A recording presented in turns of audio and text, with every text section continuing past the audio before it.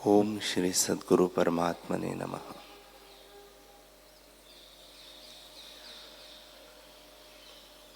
श्री वशिष्ठ जी बोले, हे रामचंद्र जी,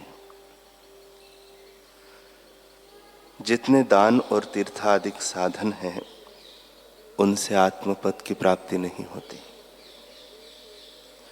आत्मपद की प्राप्ति साधु संग से ही होती है। साधु संग रूपी एक वृक्ष है और उसका फल आत्मज्ञान है। जिस पुरुष ने फल की इच्छा की है सो अनुभव रूपी फल को पाता है। जो पुरुष आत्मानंद से रहित है सो सत्संग करके आत्मानंद से पूर्ण होता है। जो अज्ञान से मृत्यु पाता है सो संत के संग से ज्ञान पाकर अमर होता है। और जो आपदा से दुखी है सो संत के संग संपदा पाता है। आपदा रूपी कमल का नाश करने वाली सत्संग रूपी बर्फ की वर्षा है। सत्संग से ही आत्मबुद्धि प्राप्त होती है, जिससे मृत्यु नहीं होती और सब दुखों से छूटकर जीव परमानंद को प्राप्त होता है। हे रामचंद्र जी, संत की संगति से हृदय में ज्ञान रूपी दीपक जलता है, जिससे अज्ञान रूपी तम नष्ट हो जाता है और बड़े बड़े ऐश्वर्य को प्राप्त होता है। फिर उसे किसी भोग्य पदार्थ की इच्छा नहीं रहती। बोधवान होके सबसे उत्तम पद में वह विराजता है। जैसे कल्पवृक्ष के निकट जाने से वांछित फल की प्राप्ति होती है, वैसे ही संसार समुद्र के पार उतारने वाले संत जन हैं। जैसे धीवर नौका से पार लगाता है, वैसे ही संतजन युक्ति से संसार समुद्र से पार करते हैं। हे रामचंद्र जी, मोह रूपी मेघ का नाश करने वाला संत का संग पवन है। जिसको अनात्म देहादिक से स्नेह नष्ट हुआ है और शुद्ध आत्मा में जिसकी स्थिति है वह उससे तृप्त हुआ है, फिर संसार के इष्ट अनिष्ट में उसकी बुद्धि चलायमान नहीं होती। वह सदा समता भाव में स्थित रहता है। हे रामचंद्र जी, संतजन संसार समुद्र के पार उतारने में पुल के समान है और आपदा रूपी बेली को जड़ समेत नष्ट करने वाले हैं।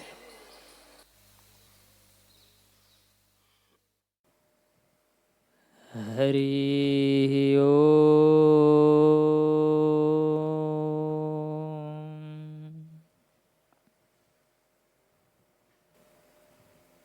ओम श्री सद्गुरु परमात्मने नमः। श्री योग वशिष्ठ महारामायण उत्पत्ति प्रकरण त्रयोदश सर्ग। वशिष्ठ जी बोले, हे राम जी, आत्मा में कुछ उपजा नहीं, भ्रम से भास रहा है। जैसे आकाश में भ्रम से तरुअरे और मुक्त माला भासती है, वैसे ही अज्ञान से आत्मा में जगत भासता है। जैसे थंभे की पुतलियाँ शिल्पी के मन से भासती है कि इतनी पुतलियाँ इस थंभे में है, सो पुतलियाँ कोई नहीं, क्योंकि किसी कारण से नहीं उपजी। वैसे ही चेतन रूपी थंभे में मन रूपी शिल्पी त्रिलोकी रूपी पुतलियाँ कल्पता है, परंतु किसी कारण से नहीं उपजी। ब्रह्म सत्ता ज्यों की त्यों ही स्थित है।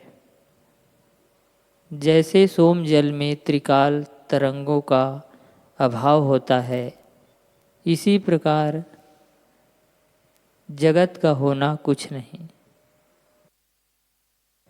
चित्त के फूरने से ही जगत भासता है। जैसे सूर्य की किरणें झरोखों में आती है और उसमें सूक्ष्म त्रस रेणु होते हैं, उनसे भी चिद अणु सूक्ष्म है। जैसे त्रस रेणु से सुमेरु पर्वत स्थूल है, वैसे ही चिद अणु से त्रस रेणु स्थूल है। ऐसे शून्यचिद अणु से यह जगत फूरता है, सो वह आकाश रूप है, कुछ उपजा नहीं, फूरने से भासता है। हे राम जी, आकाश, पर्वत, समुद्र, पृथ्वी आदि जो कुछ जगत भासता है, सो कुछ उपजा नहीं, तो और पदार्थ कहाँ उपजे हो। निदान सब आकाश रूप है, वास्तव में कुछ उपजा नहीं, और जो कुछ अनुभव में होता है वह भी असत है। जैसे स्वप्न सृष्टि अनुभव से होती है, वह उपजी नहीं, असत रूप है, वैसे ही यह जगत भी असत रूप है। शुद्ध निर्विकार सत्ता अपने आप में स्थित है। उस सत्ता को त्याग करके जो अव्ययी के विकल्प उठाते हैं, उनको धिक्कार है। यह सब आकाश रूप है, और आधि भौतिक जगत जो भासता है, सो गंधर्व नगर और स्वप्न सृष्टिवत है। हे राम जी, पर्वतों सहित जो यह जगत भासता है, सो रत्ती मात्र भी नहीं। जैसे स्वप्न के पर्वत जागृत के रत्ती भर भी नहीं होते, क्योंकि कुछ हुए नहीं, वैसे ही यह जगत आत्मरूप है और भ्रांति करके भासता है। जैसे संकल्प का मेघ सूक्ष्म होता है, वैसे ही यह जगत आत्मा में तुच्छ है। जैसे ससे के श्रृंग असत होते हैं, वैसे ही यह जगत असत है। और जैसे मृग तृष्णा की नदी असत होती है, वैसे ही यह जगत असत है। असम्यक ज्ञान से ही भासती है और विचार करने से शांत हो जाती है। जब शुद्ध चैतन्य सत्ता में चित्त संवेदन होता है, तब वही संवेदन जगत रूप होकर भासता है, परंतु जगत हुआ कुछ नहीं। जैसे समुद्र अपनी द्रवता के स्वभाव से तरंग रूप होकर भासता है, परंतु तरंग कुछ और वस्तु नहीं, जल रूप ही है। वैसे ही ब्रह्म सत्ता जगत रूप होकर फुरती है, तो जगत कोई भिन्न पदार्थ नहीं, ब्रह्म सत्ता ही किंचन द्वारा ऐसे भासती है। जैसा बीज होता है, वैसा ही अंकुर निकलता है। इसलिए जैसे आत्म सत्ता है, वैसे ही जगत है, दूसरी वस्तु कोई नहीं। आत्मसत्ता अपने आप में ही स्थित है, परिचित संवेदन के स्पंद से जगत रूप होता है। हे राम जी, इसी पर मंडपाख्यान तुमको सुनाता हूँ। यह श्रवण का भूषण है और उसके समझने से सब संशय मिट जाएंगे और विश्राम प्राप्त होगा। इतना सुन राम जी बोले कि हे भगवान, मेरे बोध के वृत्ति के निमित्त मंडपाख्यान जिस विधि से हुआ है, सो संक्षेप से कहो। वशिष्ठ जी बोले, हे राम जी, इस पृथ्वी में एक महातेजवान राजा पद्म हुआ था। वह लक्ष्मीवान, संतानवान, मर्यादा का धारने वाला, अति सतोगुणी और दोषों का नाश करता एवं प्रजापालक, शत्रुनाशक और मित्र प्रिय था और संपूर्ण राजसी और सात्विकी गुणों से संपन्न मानव कुल का भूषण था। लीला नाम उसकी स्त्री बहुत सुंदरी और पतिव्रता थी, मानो लक्ष्मी ने अवतार लिया था। उसके साथ राजा कभी बागों और तालों और कभी कदम वृक्षों और कल्प वृक्षों में जाया करता था। कभी सुंदर सुंदर स्थानों में जाके क्रीड़ा करता था। कभी बर्फ का मंदिर बनवा के उसमें रहता था और कभी रत्नमणि के जड़े हुए स्थानों में सैया बिछवा के विश्राम करता था। निदान इसी प्रकार दोनों दूर और निकट के ठाकुर द्वारों और तीर्थों में जाके क्रीड़ा करते और राजसी और सात्विकी स्थानों में विचरते थे। वे दोनों परस्पर श्लोक भी बनाते थे। एक पद कहे दूसरा उसको श्लोक करके उत्तर दे और श्लोक भी ऐसे पढ़े कि पढ़ने में तो संस्कृत परंतु समझने में सुगम हो। इसी प्रकार दोनों का परस्पर अति स्नेह था।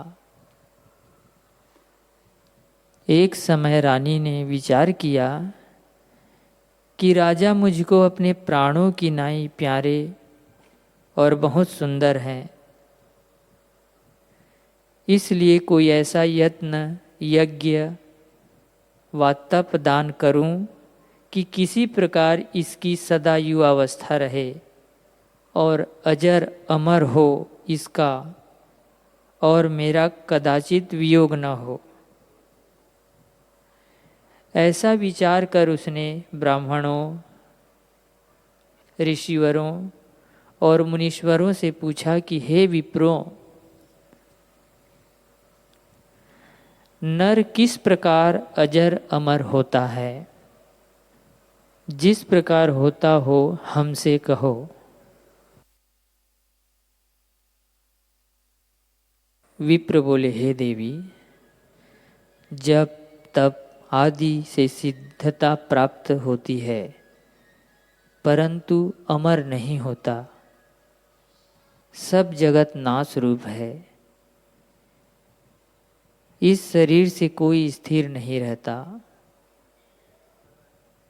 हे राम जी, इस प्रकार ब्राह्मणों से सुन और भक्तों के वियोग से डर कर रानी विचार करने लगी कि भर्ता से मैं प्रथम मरूं तो मेरे बड़े भाग हों और सुखवान हों, और जो यह प्रथम मृतक हो तो वही उपाय करूं जिससे राजा का जीव मेरे अंतःपुर में ही रहे, बाह्य न जावे और मैं दर्शन करती रहूं। इससे मैं सरस्वती की सेवा करूं। हे राम जी, ऐसा विचार शास्त्रानुसार तप रूप सरस्वती का पूजन करने लगी। निदान 3 रात्र और दिन पर्यंत निराहार रह चतुर्थ दिन में व्रत पारण करे और देवताओं, ब्राह्मणों, पंडितों, गुरु और ज्ञानियों की पूजा करके स्नान, दान, तप, ध्यान, नित्य प्रति कीर्तन करे। पर जिस प्रकार आगे रहती थी उसी प्रकार रहे, भर्ता को न जनावे। इसी प्रकार नेम संयुक्त क्लेश से रहित तप करने लगी। जब 300 दिन व्यतीत हुए तब प्रीति युक्त हो सरस्वती की पूजा की और वागीश्वरी ने प्रसन्न होकर दर्शन दिया और कहा, हे पुत्री, तूने भर्ता के निमित्त निरंतर तप किया है, इससे मैं प्रसन्न हुई। जो वर तुझे अभिष्ट हो सो मांग। लीला बोली, हे देवी तेरी जय हो। मैं अनाथ तेरी शरण हूँ, मेरी रक्षा करो। इस जन्म को जरा रूपी अग्नि जो बहुत प्रकार से जलाती है, उसके शांत करने को तुम चंद्रमा हो और हृदय के तम नाश करने को तुम सूर्य हो। हे माता, मुझको 2 वर दो। एक यह कि जब मेरा भर्ता मृतक हो तब उसका पुर्यष्टक बाह्य न जावे, अंतःपुर ही में रहे।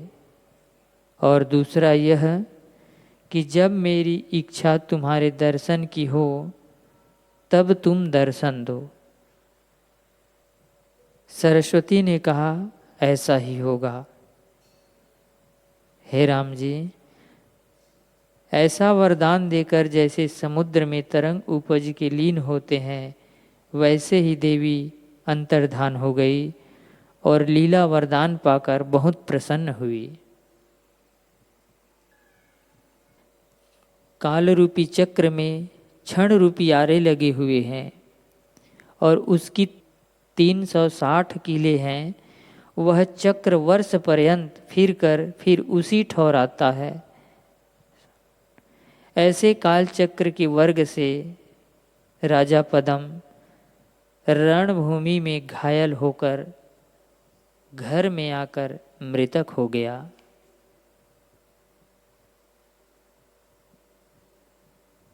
पुर्यष्टक के निकलने से राजा का शरीर कुम्हला गया और रानी उसके मरने से बहुत शोकवान हुई।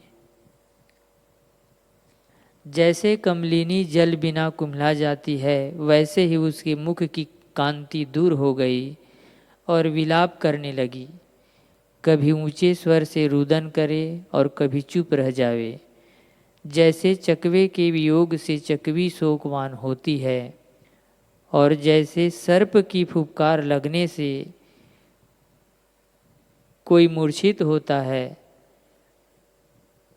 वैसे ही राजा के वियोग से लीला मूर्छित हो गई और व्याकुल होकर प्राण त्यागने लगी। तब सरस्वती जी ने दया करके आकाशवाणी की कि हे सुंदरी, तेरा भर्ता जो मृतक हुआ है, इसको तू सब ओर से फूलों से ढांप कर रख। तुझको फिर भर्ता की प्राप्ति होएगी और यह फूल न कुम्हलावेंगे। तेरे भर्ता की ऐसी अवस्था है जैसे आकाश की निर्मल कांति है और वह तेरे ही मंदिर में है, कहीं गया नहीं।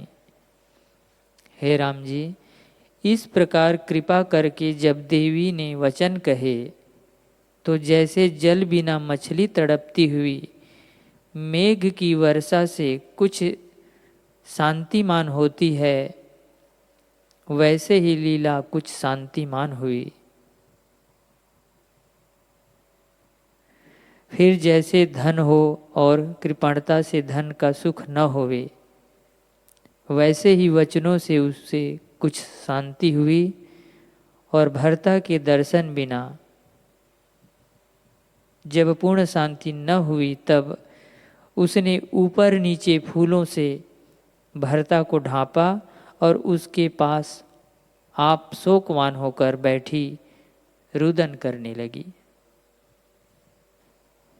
फिर देवी की आराधना की तो अर्धरात्रि के समय देवी जी आ प्राप्त हुई और कहा, हे सुंदरी, तूने मेरा स्मरण किस निमित्त किया है और तू शोक किस कारण करती है?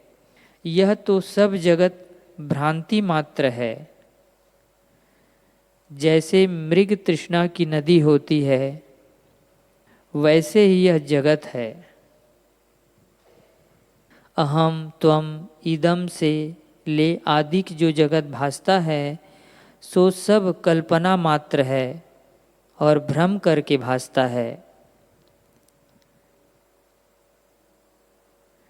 आत्मा में हुआ कुछ नहीं, तुम किसका शोक करती हो? लीला बोली, हे परमेश्वरी, मेरा भर्ता कहाँ स्थित है और उसने क्या रूप धारण किया है? उसको मुझे मिलाओ, उसके बिना मैं अपना जीना नहीं देख सकती। देवी बोली, हे लीले, आकाश तीन है, एक भूताकाश, दूसरा चित्ताकाश और तीसरा चिदाकाश। भूताकाश चित्ताकाश के आश्रय है और चित्ताकाश चिदाकाश के आश्रय है। तेरा भर्ता अब भूताकाश को त्याग कर चित्ताकाश को गया है। चित्ताकाश चिदाकाश के आश्रय स्थित है। इससे जब तू चिदाकाश में स्थित होगी तब सब ब्रह्मांड तुझको भासेगा। सब उसी में प्रतिबिंबित होते हैं। वहाँ तुझको भर्ता का और जगत का दर्शन होगा। हे लीले, देश से क्षण में संवित देशांतर को जाता है। उसके मध्य जो अनुभव आकाश है वह चिदाकाश है। जब तू संकल्प को त्याग दे तो उससे जो शेष रहेगा सो चिदाकाश है। हे लीले, यहाँ जो जीव विचरते हैं सो पृथ्वी के आश्रय है और पृथ्वी आकाश के आश्रय है। इससे ये सब जीव जो विचरते हैं सो भूताकाश के आश्रय विचरते हैं और चित्त जिसके आश्रय से क्षण में देश देशांतर भटकता है सो चिदाकाश है। हे लीले, जब दृश्य का अत्यंत अभाव होता है तब परम पद की प्राप्ति होती है।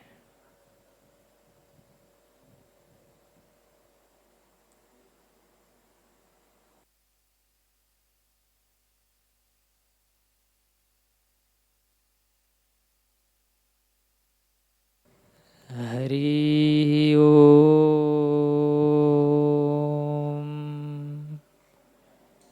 ओम पूर्णमदः पूर्णमिदं पूर्णात् पूर्णमुदच्यते पूर्णस्य पूर्णमादाय पूर्णमेवावशिष्यते।